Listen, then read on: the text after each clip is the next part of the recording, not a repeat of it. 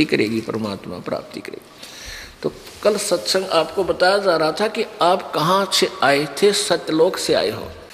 पहले आपको मौखिक कथा सुनाई प्रभु की, कबीर परमात्मा के द्वारा बताई हुई सृष्टि रचना। उसके उपरांत आपको सदग्रंथों में दिखाया कि ये ज्यों का तो अपने हिंदू धर्म के सदग्रंथों में विद्यमान था, जो 600 वर्ष पहले परमात्मा अपनी सिंपल लैंग्वेज में, साधारण भाषा में बोला करते थे। और वो ज्ञान जो परमात्मा ने दिया वो 5वां वेद है, उसको सूक्ष्म वेद भी कहते हैं। तो ये सूक्ष्म वेद के अंदर पूरा कंप्लीट ज्ञान है, और वेदों और गीता का इनकम्प्लीट ज्ञान है। क्योंकि पवित्र श्रीमद् भगवत गीता अध्याय नंबर 4 के श्लोक नंबर 32 में कहा है कि जैसे कि पहले मैंने अर्जुन बताया है 25 से लेकर 31 तक, चौथे अध्याय के इन मंत्रों श्लोकों में, कि कोई ऐसी पूजा करता है, कोई देवताओं की पूजा करता है, कोई केवल व्रत रखता है, और कोई पाठ स्वाध्याय करता रहता है, कोई मनमुखी मंत्र जाप करता है। ये उस परमात्मा सच्चिदानंद घन के वाणी में, ब्रह्मणे मुखे, सच्चिदानंद घन की वाणी में या परमेश्वर की वाणी में ये विस्तार से लिखे गए सारे यथार्थ ज्ञान। उस तत्व ज्ञान को किसी तत्वदर्शी संतों के पास जाकर समझ। गीता जी अध्याय नंबर 4 के श्लोक 32 और 34 दोनों का अनुवाद दास सुना रहा है कि उन तत्वदर्शी संतों के पास जाकर समझ। वो तत्वदर्शी संत तुझे उस परमात्मा के बारे में तत्व ज्ञान सुनाएंगे, उसके बाद वो जैसे के ऐसे कर। तो इससे सिद्ध है कि गीता का ज्ञान कंप्लीट नहीं है, उसने किसी और संत की शरण में जाने को कहा है जो कंप्लीट नॉलेज रखता है। इसी प्रकार यजुर्वेद अध्याय नंबर 40 के श्लोक नंबर 10 से लेकर 13 में 2 बार बताया है। एक तो ये कहा है कि जो कुछ तो परमात्मा को जन्म लेने वाला कहते हैं, कुछ कहते हैं नहीं, वो कभी आता ही नहीं यहाँ। इसका ज्ञान वो तत्वदर्शी संत कराएंगे, उनसे पूछो। फिर उसमें आगे बताया है कि कोई तो कहता है कि जिसको अक्षर ज्ञान हो गया किसी भी एक भाषा का, जैसे कोई हिंदी जानता है, कोई संस्कृत, कोई इंग्लिश, मान ले किसी के कोई संस्कृत भाषा का ज्ञान है, अक्षर ज्ञान है, उसको लिख लेता है, पढ़ लेता है, तो कहते हैं उसको विद्वान बोलते हैं। और जिसको अक्षर ज्ञान नहीं है उसको अविद्वान कहते हैं।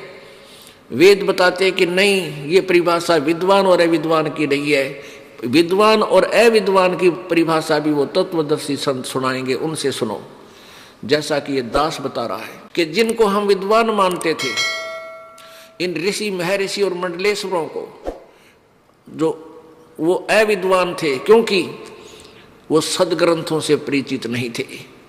और कबीर परमेश्वर महाविद्वान थे, जिन्होंने 600 वर्ष पहले हमारे सदग्रंथों के अंदर लिखे गुड़ रहस्यों को और पहले वर्बली बोल के सुना दिया, जबकि वो कोई अक्षर ज्ञान भी नहीं रखते थे। ये कबीर परमात्मा विद्वान थे और ये सभी अविद्वान थे, वो एक भाषा का केवल अक्षर ज्ञान था। तो इससे ही सिद्ध हुआ कि यजुर्वेद यानी चारों वेद भी कंप्लीट नॉलेज नहीं है, कंप्लीट स्पिरिचुअल नॉलेज नहीं है, ये संपूर्ण आध्यात्मिक ज्ञान नहीं है। उन्होंने भी ऑप्शन छोड़ दिया है कि तत्वदर्शी संतों से पूछो, वही यथार्थ ज्ञान देंगे। पुण्यात्माओं, वो तत्वदर्शी संत भी परमेश्वर स्वयं ही बनकर आते हैं और दूसरे के पास ज्ञान हो ही नहीं सकता, ये पहचान है उस परमेश्वर की। उसके बाद इस दास को भेज दिया अपने कुत्ते को, आप धनियों को जगाने के लिए, भौंकने के लिए, कि हो सकता है कोई जाग जावे, उसका पुण्य उदय हो जावे। जैसे कोई चोर चोरी कर रहा हो और कुत्ता भौंकने लग जावे, तो समझदार व्यक्ति को चाहिए कि वो खड़ा हो और देखे अपने धन को कि कहीं कोई गड़बड़ तो नहीं है। कुत्ता वैसे नहीं भौंक रहा क्योंकि वो पालतू है, और जो कुत्ते के भौंकने से भी नहीं जागता है तो वो चोरी करवा के ही बैठता है, कभी ना कभी उसको हानि उठानी ही पड़ती है। तो आप सभी पुण्यात्मा जिनको मानव शरीर प्राप्त है, आप बहुत धनी हो और उस धन को आप व्यर्थ बर्बाद कर रहे हो, क्योंकि आप सोए पड़े हो इस अज्ञान अंधेरे की मोह ममता की नींद में। आप परमात्मा की तरफ झांक नहीं रहे हो। अगर कोशिश भी कर रहे हो तो वो वैसे ही नींद में ही इधर उधर घूम रहे हो, आपकी आंखें नहीं खुली हैं क्योंकि आपको तत्व ज्ञान प्राप्त नहीं हुआ है। अपने आत्माओं परमात्मा ने स्वयं आए थे तत्वदर्शी संत बनकर। कबीर परमेश्वर जी ने वो ज्ञान बताया था सृष्टि रचना का, जो दास आपको आज सुना रहा है। अब अभी तक आपको सृष्टि रचना में इतना ही सुनाया है कि ब्रह्मा विष्णु महेश का जन्म हुआ, दुर्गा उनकी माता है और ज्योति निरंजन इनका पिता है। ये कैसे कैसे इनकी स्थिति थी कि ये क्या करते हैं कि ब्रह्मलोक के सबसे ऊपरले हिस्से में, सर्वोपरि हिस्से में इस काल ने एक ऐसा स्थान अलग बना रखा है, वहाँ कोई नहीं जा सकता इसके संदेश आदेश बिना। इसने बंद कर रखा है उसको कंप्लीटली। तो वहाँ इसने 3 स्थान बना रखे हैं, एक रजोगुण प्रधान क्षेत्र, एक सतोगुण प्रधान क्षेत्र, एक तमोगुण प्रधान क्षेत्र। कल परिभाषा बताई थी आपको। जैसे एक मकान में एक 3 कक्ष हों, 3 कमरे हों, एक कक्ष के अंदर साधु संत फकीरों के भक्तों के चित्र लगा रखे हों, वहाँ जाते ही आपका मन एकदम विकार रहित हो जाता है। उन साधु संतों के चेहरों को देखकर, उनके जीवनी को देखकर आप में भी भक्ति का भाव उत्पन्न होता है। तो आप जब तक उसमें रहोगे आपका ऐसा ही मन बना रहेगा। एक कक्ष के अंदर अश्लील चित्र लगा रखे हैं, वहाँ जाते ही आपके मन में उथल पुथल बकवाद नरी गंध भर जाएगा, वो प्रेरणा उल्टी होती रहेगी जब तक आप रहोगे।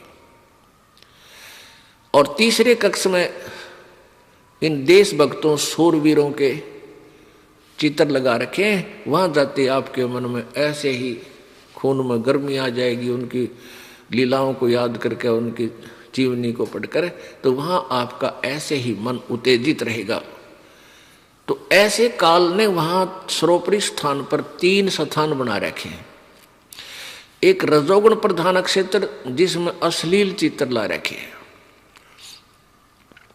तो वहां जाकर के ये काल और दुर्गा दोनों, काल ब्रह्मा रूप बना लेता है, जैसे उसका अपना रूप है ना, वहां ऐसा रूप बनाता है ये 5 मुख का, और पार्वती को सावित्री रूप बना धारण कर लेती है। और ये वहां जब तक उसी क्षेत्र में रहते हैं जब तक बच्चा गर्भ में नहीं आता, और जब बच्चे की उत्पत्ति होती है तब तक ये वहीं रहते हैं। जब वो बच्चा उत्पन्न हो जाता है तो उसको अलग से कोमा में ही रखते हैं, अचेत कर देते हैं, और परवरिश जारी रखते हैं। जैसे आपने देखा हो अचेत व्यक्ति मेडिकलों में पड़े हैं 10-10 वर्ष से, घर ले आते हैं तो उसको दूध दाद डालते रहते हैं, वो रहता अचेत है और पर उसका शरीर ठीक रहता है, ऐसे करते हैं। फिर ये सतोगुण प्रधान क्षेत्र में दोनों चले जाते हैं, ये विष्णु रूप धारण कर लेता है। यानी जो विष्णु का रूप आप देखते हो ऐसा ये काल रूप बना लेता है, उसी का रूप जो का तो फिर पुत्र उत्पन्न होता है, माता पिता से मिलता जुलता स्वरूप होता है बालक का।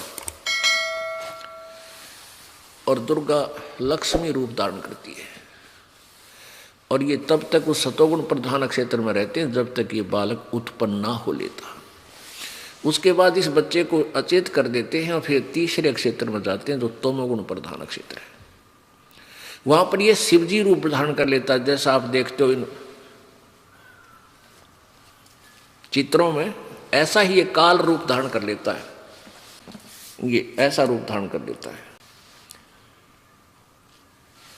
और पार्वती, दुर्गा पार्वती का रूप बना लेती है, अर्थात इनका रूप ऐसा बनाते हैं, इससे ये पुत्र उत्पन्न होते हैं। तो ऐसे ही इसी स्वरूप के इन्हीं के उनिहार हो जाते हैं, इन्हीं की डुप्लीकेट कॉपी हो जाती है। अब जैसे जैसा पिता माता पर तकरीबन बालक का शकल जाती है, उसके बाद इनको जब ये युवा हो जाते हैं तब तक अचेत रखते हैं, क्योंकि काल इनको धोखे में रखता है। काल ने दुर्गा से कसम ले रखी है कि तुम मेरा भेद नहीं बताओगे किसी को। अब दुर्गा यहाँ फंस गई इसके जाल में अपनी नालायकी के कारण। अब ये इसके प्रत्येक संकेत पर चलती है, क्योंकि इसको पता है मैं अपने पति से, अपने मूल मालिक से, अपने परमात्मा से, स्वामी से हम कट चुके हैं। और ये हम इसका अपनी मर्जी से फंस गए हैं। अब वो हमें मदद नहीं करेगा, ऐसे चाहे कितनी आपत्ति आओ। हाँ, वो मदद करेगा, आप उनके ज्ञान को सुनो, उनकी भक्ति करो, फिर सतलोक चलने की तैयारी करो, तब आपकी प्रत्येक पुकार सुनेगा। तो दुर्गा से कसम ले रखी है कि तुम मेरा जिक्र किधर बताओगी नहीं, मैं कहाँ रहता हूँ, कौन हूँ। क्योंकि इसने गीता जी अध्याय नंबर 7 के श्लोक नंबर 24-25 में स्पष्ट किया है कि मैं अपनी योग माया से, अपनी शक्ति तय यानी सिद्धि से छुपा रहता हूँ, मैं किसी के सामने कभी नहीं आता। ये मेरा अटल अनुतम, अटल यानी कभी समाप्त न होने वाला अडिग, और अनुत्तम माने घटिया विधान है। अब जब एक बाप अपने बच्चों से भी छुप कर रहता है, भेद नहीं देता, तो उसमें कोई खोट है, वो दोषी है, अपराधी है, वो उसका नियम अच्छा नहीं है, वो घटिया नियम है, सिद्धांत है। तो ये खुद कहता है कि मेरा तो घटिया नियम है कि मैं कभी किसी के सामने नहीं आता। अब देखिए पवित्र गीता जी, अपने आत्मा परमात्मा पाना कोई बड़ी बात नहीं है, क्योंकि परमात्मा परमेश्वर कबीर जी ने बताया है अपना भेद आप ही पाने का। ये मंत्र है, संत पूरा हो और आप कोई बुराई मत करना, बीड़ी शराब मांस तम्बाकू जर्दा चोरी ठगी मिलावट ये मत करना, तेरे घर में बरकत दूंगा, हर प्रत्येक तेरे काम में ठीक करूंगा, शरीर का दुख दूर करूंगा, और फिर तो भक्ति करते रहना, सब तरह से सुख दूंगा तेरे को। तो फिर तो ये जब एक बार हमारे हृदय में ये समा जाएगा कि सचमुच जो कबीर परमेश्वर ने हमें बताया है वो यही मंत्र था और यही ज्ञान था, हम गलत दिशा में जा रहे थे, फिर हम एक मार्ग पर चल पड़ेंगे, फिर तो चलना चलना शेष है, और चलेंगे तो उस मार्ग पर पहुंचेंगे घर पे। अगर हम विपरीत मार्ग पर जा रहे हैं तो कितना चल रहे, वहां नहीं जा ही नहीं सकते। तो हमने अपनी दिशा जो है वह सुमार्ग पर करनी है। अब हम कुमार्ग जा रहे हैं, तो इस सुमार्ग पर आपका दृढ़ विश्वास करवाने के लिए, क्योंकि सभी अलग अलग रास्तों पर जा रहे हो, आपको ये विश्वास दिलाने के लिए कि आपका मार्ग ठीक नहीं है, आप अपने घर को नहीं जा रहे हो, और उसके लिए सब मैप दिखाए जाते हैं, ये नक्शे दिखाए जाते हैं। देख आप यहाँ खड़े हो और आपका घर इधर है, आप इधर जा रहे हो। तो बुद्धिमान लोग किसी ना किसी तरीके से स्वीकार कर लेंगे, हाँ अब हम दिशा गलत है, तो तुरंत मुड़ जाएंगे। मुड़ जाना चाहिए अगर उसने घर जाना है, यदि वो होश में है, और कोई शराबी है तो वो तो उल्टा कहते उल्टा, उसने जाना ही बकवादों में है। तो जिनकी ये माया भांग की उतर जाएगी, परमात्मा कहते हैं कबीर ये माया अठपटी सब गट आनडी, और किस किस ने समझाऊं या कुआ भांग पड़ी, काल ने तो पूरे 21 ब्रह्मांड में या भांग डाल रखी है। केवल पैसा चाहिए और बकवाद करने ठाठ चाहिए, और दूसरी बात नहीं मांगता। हाँ, दुखी हो जाता जब ढूंढता भगवान को। तो परमेश्वर कहते हैं अरे दुख में सुमन सब करे, सुख में करे ना कोई, और जय सुख में सुमन कर ले फिर दुख क्यों हो। सुख में सुमन किया नहीं और फिर दुख में करते याद, कह कबीरता दास की, फिर कौन सुने फरियाद।